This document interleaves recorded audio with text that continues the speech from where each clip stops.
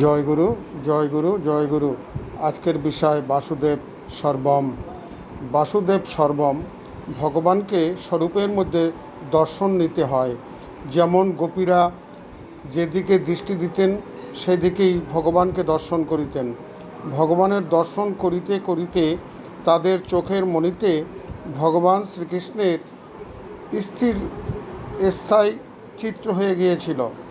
যেমন যে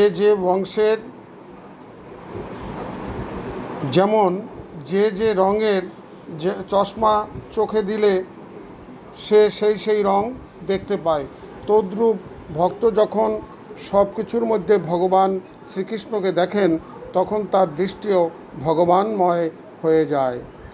অজ্ঞানতার জন্য মানুষ ভগবানকে দেখিতে পায় না।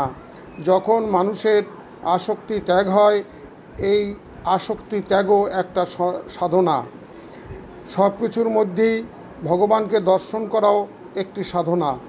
ভক্তিযোগী ভগবানকে দেখতে পায় সব কিছুর মধ্যে, আর কর্মযোগী ভগবানকে দেখতে পায় আসক্তি ত্যাগের মাধ্যমে।